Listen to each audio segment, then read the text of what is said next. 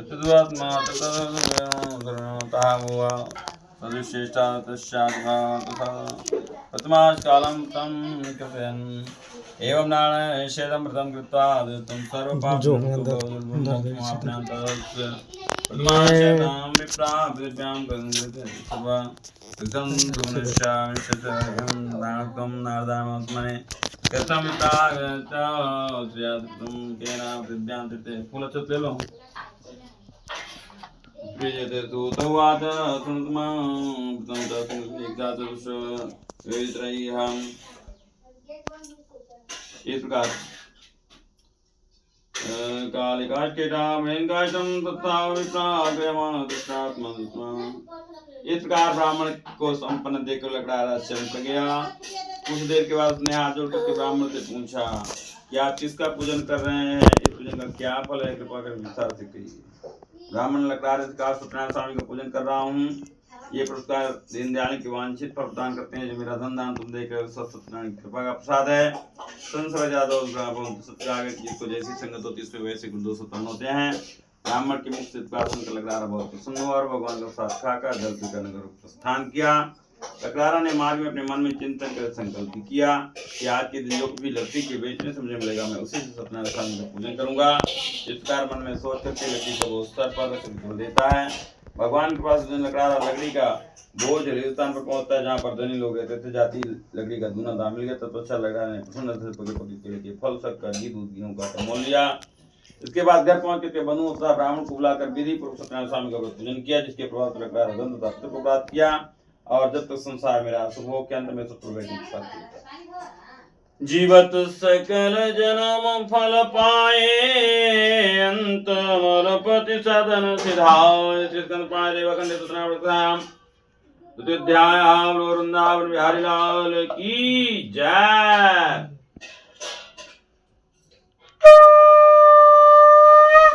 बोलिए सत्यनारायण भगवान की जय।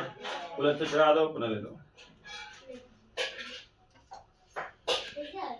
सूतवाच संयच्चा सूतवाच प्रग्रप्रच्छां शृणुतं सत्तमा पुराजलकां कोणां शासीन्मां तेन्द्रिया सत्यवादिचयो देवालयं प्रतिनेदनेदना संस्थाप्य तत्तेजनां दृष्ट्वा प्रतिदृष्ट्वा तरुणतः शाद्रवाक्यं तं कृषेराजन् भक्तिचेषा प्रकाशं गुरुतसोत्मेच्छामि शाम्प्रतं राजोवाच पूजनं कीर्ति साधुप्युतेषा व्रतं च सदने साधुवत्राब्द्यामात्काम्या भूपतिमासात्रोसादरं दरतं रात्रिशं तोतं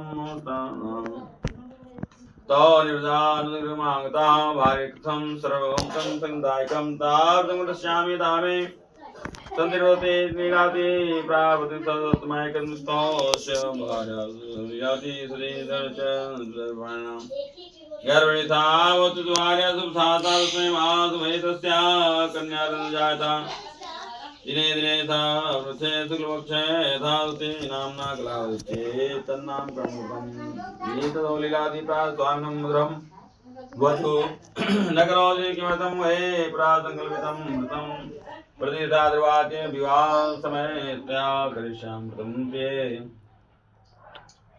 क्लावदीते कन्यावृते दशवाकनता सदनग्रंथां। एक दिन साधु ने अपनी पुत्री को सहेलियों के साथ घूमते हुए नगर में देखा। मन में विचार किया कि मेरी पुत्री विवाह के योग्य हो गई है, तो दूतों को बुलाकर कहा कि मेरी कन्या के लिए श्रेष्ठ सुंदर वर खोज करके ले आओ। साधुवेश की आज्ञा पाकर दूत लोग कांचन नगर को गए। उस नगर में दूतों ने एक वैश्य पुत्र को देखा जो सुंदर शुभ गुणों से युक्त था। वह लड़का कुलीन था, अच्छे कुल से था। उसे लाकर दूत लोग बोले, हे स्वामी, ये बालक है।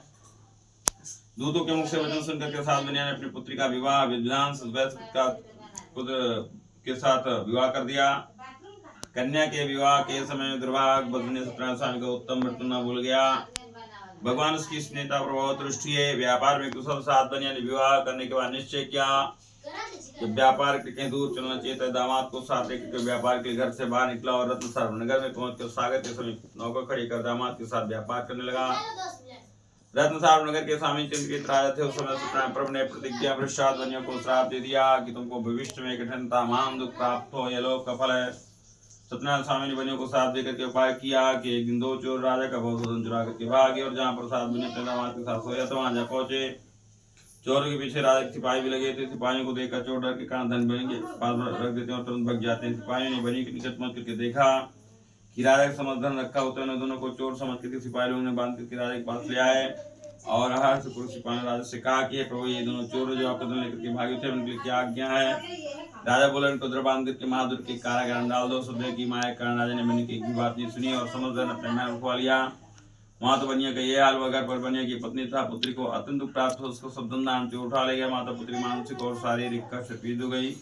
भूख प्यास तड़पने लगे। अंत में घर घर भिक्षा मांग लगी। एक दिन भूख से पीड़ित होकर कलावत कन्या एक ब्राह्मण के घर पहुंचा। वहां पर उसने देखा कि सत्यनारायण स्वामी का पूजन हो रहा स्थान पर बैठ की कथा सुनकर के भगवान की बहुत विनती की। इसके बाद साथ खाकर बहुत रात बीतने पर अपने घर वापस आई। लीलावती क्रोध करती और बोलती है, हे पुत्र इतनी रात बीत कहाँ तुम्हारे मन में है क्या। माता की बात सुनकर कलावती ने कहा, हे माता सत्य कहती हूँ ब्राह्मण के घर भिक्षक लगी थी। वहां पर सत्यनारायण स्वामी का पूजन हो रहा था।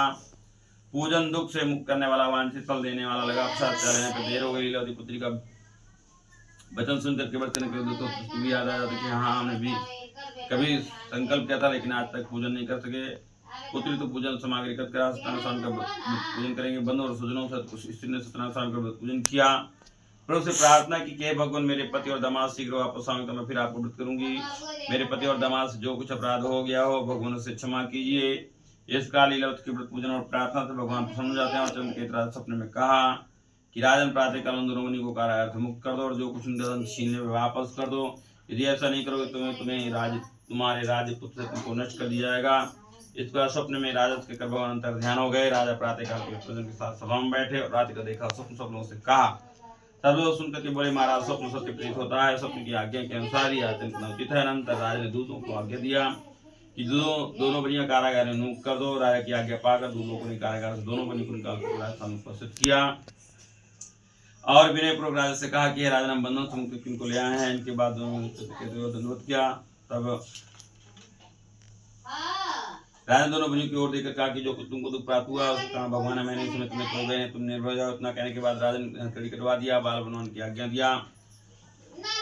बनियों ने अपने बाल में तत्पश्चात राजा ने वस्त्र और आभूषण सज्जित किया तथा मीठे बच्चों से राजा ने संतुष्ट किया और जो कुछ धन छीन लिया उसका से कहा अपने घर को प्रस्थान करो। राजा की आज्ञा पाकर बनियों ने कहा कि बाप का आदेश तुम घर जा रहे दोनों अपने घर के प्रस्थान कर श्रीस्कंद प्राणी देवा कन्या सत्यनारायण अध्याय वृंदावन बिहारी लाल की जय।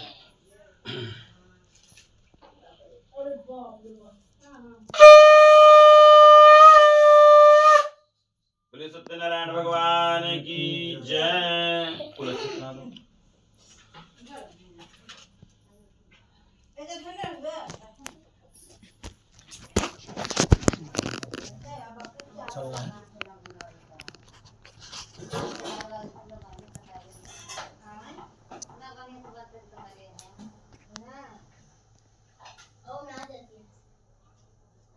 हाथ जोड़े ना।